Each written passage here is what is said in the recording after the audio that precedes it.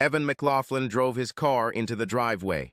He took a deep breath, got out of the car, and walked towards his cousin's house. He didn't have to ring the doorbell because James had already opened it and invited him in.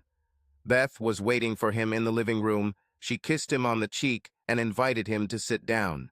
Evan was married to Nancy, and they were both 38 years old. They had a son, John, who celebrated his 12th birthday a couple of weeks ago. Evan and James' fathers were brothers, so they both had the same last name. James and his young wife Elizabeth had twins Ian and Sean, aged 10. Beth brought Evan a cup of coffee, black without sugar. "You know my taste, Beth. Where are the twins? They're spending the day at a friend's house." Beth answered and sat down next to her husband. Evan turned to James. "Okay, brother, what's going on? You called me to come alone. What is so important that we need to discuss it without Nancy?" James looked at Beth and then back at Evan. "What I am going to tell you, ask you, must remain between the three of us. No one else, I repeat, no one else should know about this." "Does this concern my family? Am I in trouble?" Evan frowned. "Not you, this concerns me. Promise me, Evan, that you won't tell anyone." James begged. "We're like brothers, James. I have no choice but to keep your secret." James took a deep breath. Beth squeezed his hand. "I have health issues." James almost cried. "What? What problems? You're not dying, are you? You always took care of your health." "The thing is," James looked down at the floor, "I've become impotent." "What?" Evan almost spilled his coffee. "It started 5 years ago when I had problems with anxiety. I thought it was stressful as I was expanding my business with more loans and employees. I didn't see a doctor until 3 years later when Beth kept insisting on it. Perhaps it was my ego or pride to keep my problem to myself. Meanwhile, Beth suffered." "What has the doctor advised or prescribed over the past 2 years?" Evan asked. "I took several tests, took medications, all kinds of pills to increase sex drive, but nothing worked. The doctor said I should have seen him the first time the problem arose. I've waited too long." Tears streamed down James' face. "The doctor said the problem might be in my head. I don't know, Evan, I really don't know." "Sorry, James. Did you see another doctor? Looking for a second opinion?" "There were only 4 doctors, and they all said the same thing." "What can I do for you, James? Please tell me." "Beth is 32 and still young. I don't want her to suffer anymore. I could divorce her and let her remarry, but I don't want my sons to grow up in a broken home. They are only 10. James started crying. Evan walked up to James and hugged him. Beth joined them. "Everything will be fine." Beth reassured her husband. "Beth and I talked about it." James wiped away his tears. "At first I thought she could go out once or twice a month, meet people, mostly strangers, and be very careful. But I know that in a couple of months, rumors about her activities will spread. She will be considered girl-lung behavior and me a cuckold or a weakling. I don't want my sons to hear this about their mom. It will affect them, and I'm afraid they will be bullied at school." Then I thought about her taking a permanent lover. The question was whether it would be a single or married man. The guy shouldn't have any future expectations with Beth. He needs to know that this is only sex. She needs someone who will treat her tenderly and caringly, and not like a doormat. Someone who will understand her and our situation. Someone she knows and who knows her, who loves her, and who will protect her if necessary. And most importantly, someone she will accept. James turned to Beth. She nodded to him. "We ask you, Evan, to be that man." "What?" Evan winced. "You want me to cheat on Nancy?" "Evan, we respect your decision," Beth said. "Don't think we want to ruin your marriage with Nancy. She is a good woman, a good wife, and a good mother. We know how dear she is to you. She has always been like an older sister to me. Her advice was always very helpful. We don't want to steal you from her. James and I discussed this for months. You are the only one who fits our ideal man. Don't think it's easy for me to just go out and sleep with anyone, including you." I love James, and the voice in my head will always remind me that I'm cheating on him. But I am a woman, and I have needs and desires. I understand, Evan said calmly. Is there another way to deal with this problem? I mean using toys and other devices. We tried it in the beginning, James replied. It didn't work, it's artificial. I don't know, I really don't know. Evan shook his head. We understand that we place a great responsibility on you, but always remember that if you refuse, our relationship will remain the same as if this conversation had never happened. Our children will continue to meet and spend time together. Three brothers, as they usually call themselves. Beth smiled. Don't worry, brother. James patted Evan on the shoulder. Beth and I will look for someone else if you decide you don't want to do this. Evan stood up, walked to the door, and opened it. He stood motionless. Give me a couple of days. Let me think, and I will give you the answer, he said without turning around, and walked towards his car. When Evan returned home, Nancy was preparing dinner. Did you find what you needed at the hardware store, honey? She asked. No, the drill is over. Where is John? He is in his room. Come here, Neil. Evan unzipped his pants. But dear, what if John comes in? We will hear his footsteps. Nancy did as he said. I'll go wash and rest. Let me know when dinner is ready. Evan walked up the stairs to his bedroom. A couple of days later, Evan locked himself in his car and made a phone call. Hey, James, can you talk? Let me go to the office, wait. Pause. Okay, Evan, I hope you bring good news. Yes, this is really good news, but there are some conditions. I'm listening to. I would like a written statement, signed by both of you, detailing your situation, your decisions, and that you agree with this sex-only relationship. Basically everything you told me last time. I need this to protect myself if Nancy somehow finds out about this and sues me for intentional treason. I understand, Evan. You will receive your signed statement. There will be no audio or video recordings. You will never be there for us. I'm against those husbands who hide in the closet to watch their wives have sex with other men, or those who ask for full details after their wives return home. That was not my intention, Evan. I just wanted to be honest from the beginning. The first few times we'll meet at a motel. We can then arrange meetings at your home. For the simple reason that in the beginning, I want Beth to be away from everything. Okay, anything else? These are my main concerns. I'm free this Saturday afternoon. I'll let you know which motel we'll meet at. You bring Beth, give me the statement, and leave. I'll take her home myself later. It suits me. I'll tell Beth. On Saturday afternoon, James pulled into the Best Western Motel parking lot and parked next to Evan's car. Evan got out, locked his car, and got into the back seat of James' Lexus. Beth handed him the envelope. He read the document and nodded. I have already booked a room. Are you ready? Evan asked. Beth turned to James. Go, he whispered. Evan and Beth got out of the car and headed towards the motel entrance. James watched them until they disappeared behind the automatic door.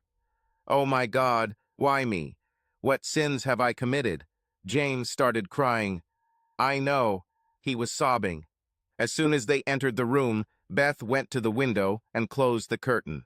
Evan walked up behind her and pulled her close to him.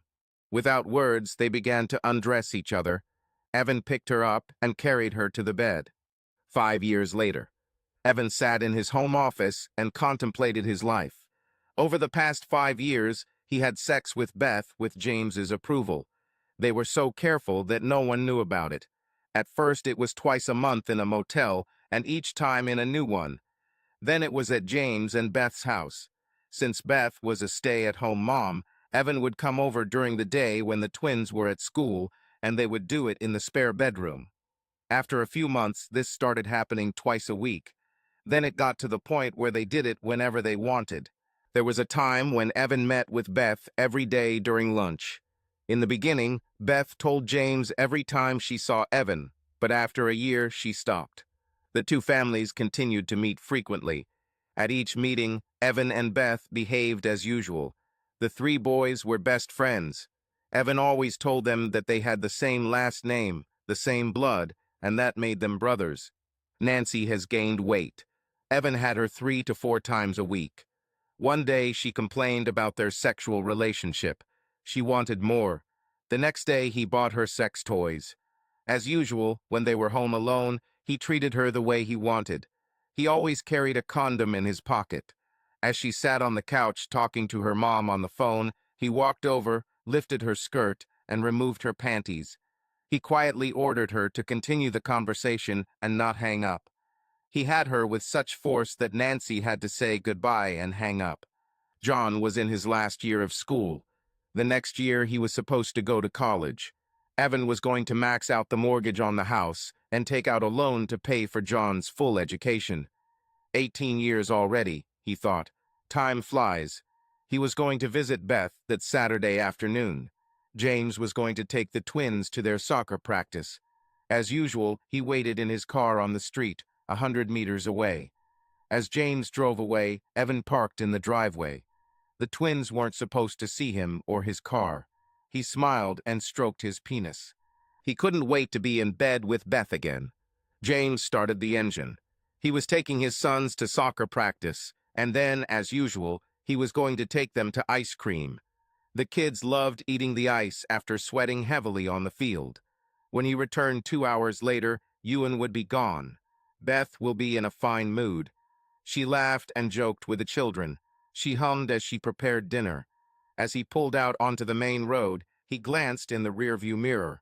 He saw Ewan's car heading towards his house. "Dad, I forgot my shin guards," Ian exclaimed after 10 minutes of driving. James immediately turned around. "Where do you keep them?" James asked Ian. "They're in a plastic bag under my bed." James parked 50 meters from his house. He turned to the twins. "Stay here, I'll go and get them." "Why are you stopping here?" Sean asked. "It's better here," James replied, without looking at the children. "Don't move, I'll be right back." James quietly entered his house. He knew that one of the conditions was that he should not be present during their sex. Without a sound, he walked up the stairs and out into the hallway, past the bedroom and into Ian's room. He heard Beth giggle. Returning with a plastic bag, he stopped in front of the closed door of the guest bedroom. He couldn't believe his ears. In shock, he tiptoed to the door and tried to eavesdrop on Beth and Ewan's conversation. "Ewan, what did you say?" "Beth, my biological clock is ticking. I would like to give the twins a brother or sister." "Ewan, do you think this is the right thing to do?" "Beth, yes, honey. I'll explain this to James 2 or 3 months after I get pregnant. He'll have to accept it. He won't have a choice. I stopped taking birth control. I'm fertile now. Come and impregnate your wife." James stood motionless. Tears streamed down his face. He found himself in a hopeless situation and did not know what to do. He heard Beth moan. "Ewan, I, your only husband, will give you the child you want. Your wish is my command, darling. Ewan, tomorrow you'll go shopping, but you'll meet me at the motel instead." James couldn't listen anymore. He left like a broken man. He wiped away his tears and took a deep breath. He didn't want the twins to read the emotion on his face. He was driving slowly, and his thoughts were on something else. On the football field, he sat on the bench and watched his sons play. He thought about his life, his youth, his first meeting with Beth, his mistakes, the birth of twins, and his impotence. He exclaimed. He was still young, and he would have to bear his burden until he died. He knew he'd lost Beth the day they decided to have a sexual-only relationship with Ewan, but he never expected to be stabbed in the back. "There's a good chance she's already pregnant," he told himself. "How can the mother of my children do this to me?" He knew his hands were tied by the agreement he had signed. He took his mobile phone and dialed the house number. They called several times until Beth picked up.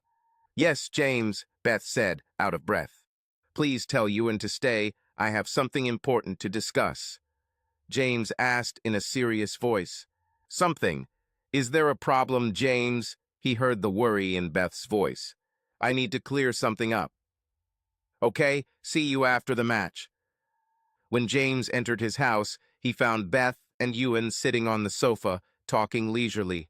Uncle Ewan. The twins ran up to Ewan. Hello, children. How was your training today? Wonderful. Both answered at the same time. Is John with you? No, I was just passing by and decided to stop by and say hello. Okay, kids, go take a shower. James ordered twins. They both ran up the stairs. James poured himself a glass of whiskey and sat down opposite Beth and Ewan. He looked his wife in the eye and took a sip of the drink.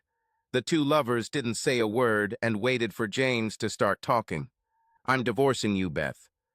Beth was shocked at first and turned to Ewan and smiled. Ewan smiled back. I agree with your decision, James. Beth said, it will be hard for the twins at first, but eventually they will understand and they will have to live with it. It will be based on irreconcilable differences. You will keep your house and car, which are not subject to a mortgage. I will sell my business. I will set up a trust fund for their educational expenses. You will receive child support until they are 18 and nothing more. Then you can sell this house and buy a small 2-room apartment, invest the remaining money and live on the income. If you're going to live the same lifestyle, it won't be that much. I advise you to look for a job. What are you going to do? I will travel the world with a backpack, doing small jobs here and there. Then, in a couple of years, I'll settle down somewhere in South America where it's cheap to live and retire. Twins, they'll be going to college in 3 years anyway. They'll be 2 grown boys by then, and they'll probably understand, but I'll always keep in touch with them through Skype and other social media. It's a surprise. Beth looked at Ewan. He nodded to her. Okay, I accept the deal. Okay, next week I will meet with a lawyer and start looking for a buyer for my business. James stood up and walked towards the stairs, then turned to the two of them. I want nothing to do with a bastard growing in your womb. He continued on his way to the bedroom. He stopped on the stairs and turned to Beth. I will stay in this house until the divorce is official, and until then you will sleep in the extra bedroom. Ewan and Beth sat in shock, then he shrugged. Better late than never. He pulled Beth close and kissed her deeply, then said goodbye. As stated, a week later Beth was served with the papers and signed the divorce papers. James sat down with the twins and explained that he was going to leave. He hid the real reason and only told them that he and his mother separated, and the best thing was a divorce. They didn't like it very much and tried to convince their parents to stay together and sort things out. One evening at the dinner table, the twins pleaded with their parents. James turned to them. Uncle Ewan will be here to keep an eye on you. I'm sure he will come here regularly to visit you. You both won't feel alone. Nancy was stunned when Ewan told her about James' divorce. They are a model couple. She said, Beth is the love of his life, and he would do anything for her. I still don't believe they are getting a divorce. I know he would do anything for her. Ewan emphasized, but in life, things happen. Can we intervene and try to reconcile them? I can meet with James and try to convince him. You're not doing anything, Ewan said angrily. This is their problem and their question. They will have to deal with this alone. We're not going to do anything. You understand? Yes, but... No buts. I don't want you to have any contact with them in my absence. No calls to Beth or James. Understood? Nancy nodded. What about twins? They are the apple of his eyes. They will get through this, and then John and I will be here for them. They are also my sons. John is their brother, and as I always say, they have the same last name, the same blood, and they are brothers. Evan, you are their uncle. They need their father. After James leaves, I will be the only one they have to relate to, and I will never let them down. Do you think Beth has a lover? I don't know, and you shouldn't pry into other people's affairs. Evan sat down on the couch and unzipped his pants. John will be back in half an hour. Come and kneel. 3 months later, the divorce was finalized and the business was sold. Evan and his family were at James' house when he left. Beth, with her growing belly, wore a loose dress to hide her pregnancy from Nancy. The twins cried and hugged their father, who did not want to let him go. Beth was emotional, but there were no tears. John joined the twins and hugged his uncle. Nancy cried too and ran into Evan's arms. James hugged Beth. "I'm sorry," she whispered in his ear. "I did all this for you because I loved you," James whispered back. James then turned to Nancy and hugged her. He looked into her eyes and said, "Thank you." Evan and James shook hands. "You will take care of my family and make sure that they do not lack anything." "I'll do it," Evan replied. James, with tears in his eyes, walked towards the taxi that was waiting. He sat inside and waved goodbye. They watched as the taxi turned into the street and drove away. Over the next few weeks, Evan and his family visited Beth regularly, even staying overnight on weekends. Nancy found out about Beth's pregnancy. Evan asked her not to talk about it or ask questions. Evan continued to meet with Beth at lunchtime on weekdays. On Saturdays, both families accompanied the twins to their soccer practices. When Beth was 7 months pregnant, her parents moved in with her. Evan still came, but sex was out of the question. On several occasions, he took the twins to his home, and they went out with John to have fun. It could be fishing, swimming, bowling, or watching a movie. Gradually, the relationship between the twins and Evan began to resemble a father-son relationship. 2 months later, Beth gave birth to a beautiful and healthy baby girl, Sinead McLaughlin. Evan was the happiest man in the world. He was the first to rush to the hospital. He kissed Beth and asked her to be patient. The twins and John were excited. Nancy was a little skeptical. Many questions flashed through her mind, but she didn't ask any. After Beth and the baby returned home, Evan looked for any excuse to visit them. He stayed with Sinead for hours sometimes. At the end of August, John went to college and stayed on campus. 2 weeks later, after dinner, Evan and Nancy were at home when the doorbell rang. "This is for you, Nancy," Evan said to a puzzled Nancy. She went to the door, and when she opened it, she saw a man in a suit standing on the porch. "Are you Mrs. Nancy McLaughlin?" asked the man. "Yes, I'm Nancy McLaughlin," answered a puzzled Nancy. "You have a summons." The man handed her a manila envelope and left. Nancy turned to Evan. "It's a joke." She almost lost consciousness. She leaned against the wall. "I'm divorcing you, Nancy." "You can't be serious, Evan. Is there someone else?" Evan avoided her question. "This is what I've wanted to do for 18 years. But because of John, I waited. I didn't want him to grow up in a broken family." "But why, Evan? Didn't you love me anymore after John was born?" "I would say 8 months after he was born. During this period, I became so attached to him that I did not want to share him with anyone. I didn't want to spend every other weekend with him. I didn't want him to call anyone else daddy. I wanted to watch him grow and be close to him. I wanted to give him his first razor and teach him how to shave and a lot of other things." Nancy frowned. She was still confused. "I know, Nancy. I found out 8 months after he was born." "No, it cannot be." Nancy's eyes suddenly widened and she simply slid to the floor. "You knew?" "Yes. I stopped loving you at that very moment. I won't go into detail, but I found out and installed audio and video recording devices in our house. I know that the affair began when you were 8 months pregnant. There's tons of material about you too that I've secretly saved. But when it was over, I became the most faithful wife." Nancy was crying. "I did everything possible to save our marriage and family. I gave you everything you wanted. I agreed to all your fantasies. I accepted the role of a submissive wife, just to please you and make our relationship work." "Fantasy? Can you tell me when was the last time we made love?"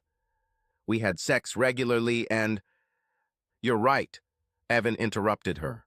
"We had sex. I stopped making love to you 18 years ago, and since then I've had you like a cheap whore. I treated you like a bitch. Did you notice that I always used a condom?" I didn't trust you anymore and didn't know if you were still cheating with other men. You could bring home illnesses, and every time I had you, I humiliated you. Did you hate me that much? You have no idea. Tell me how your romance ended. Nancy didn't answer, she just cried. Tell me, bitch, Evan shouted. We decided to call it a day. Nancy was sobbing. You said I'm guessing you both sat down and decided to end this. Nancy nodded. Liar, Evan shouted. It was Friday lunchtime at the motel. This was your last meeting. He told you that he wouldn't see you anymore because his wife was pregnant. What did you answer? Nancy cried even louder. You insisted that he go out with you from time to time because you fell in love with sex with him. Your own words, bitch. And he still left you to be faithful to his wife. I'm sorry, please forgive me, Evan. It was a mistake that I regret. 18 years have passed. Let's forget about this and work on our future together. Please, Evan. I can't, for the simple reason that I don't love you anymore. What will you tell John? The truth is how you cheated when he was in your womb. Don't worry, I won't tell him with whom exactly. Please, Evan, don't. I don't want to be the bad guy. I filed for divorce due to irreconcilable differences. Don't expect anything from the house, as I have already maxed out the mortgage to pay for John's college. We will split our savings in half. There will be no alimony since we both work. You leave your car, and I will leave mine. And please don't try to contest the divorce. You probably don't want all the recordings to become public. I'm moving out right now, and I'll contact the real estate agent tomorrow. Evan left the crying Nancy and went to his room to pack 2 suitcases. An hour later, he left the house and moved into a furnished apartment, paid for a month in advance, where he intended to stay until the divorce was final. He called Beth to keep her updated. He told her that they needed to be very careful that Nancy would not have any reason to challenge the divorce. Nancy moved in with her parents. John was a little shocked, but Evan advised him to focus on his studies rather than family matters. He also told him that he would always be there for him. Nancy's parents tried their best to reconcile the couple, but Evan was adamant. 3 months later, the divorce was official. Evan immediately moved in with Beth. The twins were a little confused at first. Then Evan and Beth sat down with them and, without going into detail, explained that they were in love, and this was the best decision. The twins kept in touch with James, who was not surprised by Evan's divorce and moving in with Beth, but he felt sorry for Nancy. 6 months later, Evan and Beth tied the knot. They held a small ceremony to which only close relatives were invited. Nancy was not invited. 2 years later, while the twins were in college, tragedy struck. James was in the Philippines, hiking in the mountains with a group of tourists when they were hit by a hurricane, or typhoon as the locals call it. They hurried down to the village at the foot of the mountain, but 3 did not make it, and James was among them. His body was repatriated. 2 weeks after the funeral, Evan, Beth, and her family gathered at James's lawyer's office for the reading of his will. The couple were puzzled to see Nancy come and sit in the corner. The lawyer read a letter from James, which was brief and to the point. The twins got 80% of what he left, and Nancy got the rest. The words he used for Nancy were, "for the inconvenience." The following Saturday, Evan and Beth were home alone. Sinead was visiting her grandparents. They decided to spend the entire weekend in bed. The doorbell rang and both cursed. Evan went to open the door, and it was Nancy. As soon as the door opened, she ran inside, to Evan's amazement. "I need answers," she screamed before Evan could open his mouth. "What do you want to know?" Evan asked, and at the same time Beth came down the stairs. "It's good that you're here too." Nancy looked at Beth. "You two cheated on each other before your divorce, and who is Sinead's father? Don't try to lie to me, Evan. James is not her father. He wouldn't have divorced Beth when she was pregnant, and he didn't leave her a penny." "What will you do if you find out the truth?" Evan asked, walking up to Beth and putting his arm around her waist. "We moved on with our lives. I'm happy with where I am. I heard that you are in a serious relationship with a new man. He is 10 years older than you, but he is a good person. I'm sure he'll treat you well if you give him a chance. After the divorce, I cursed myself for what I did. After you got married and after James' will, I had a lot of questions. I know I'm guilty of cheating, but you weren't innocent either. Sit down, Nancy. It's a long story. Evan and Beth sat across from Nancy. Beth nodded to Evan. That day when I came home early and found James between your legs in our bed and John asleep in his crib next to you both, I wanted to rush in and kill you both. But the thought of John stopped me from becoming a murderer and going to jail because of two cheaters and losing my son at the same time. Evan took a deep breath. I started installing audio and video recording devices in our house. I listened and watched all your meetings. That's how I found out that the affair began when you were 8 months pregnant. I was relieved because I doubted John was my son. Nancy lowered her eyes to the floor. I would never do this to you. Then I decided to tell Beth what was going on. Evan continued. She had a right to know. Beth smiled at Evan and squeezed his hand. We have decided to catch you both in the act and get a divorce. By then your maternity leave had ended and you had returned to work. From one of your phone calls, we learned that you were meeting at the Best Western Motel at lunchtime.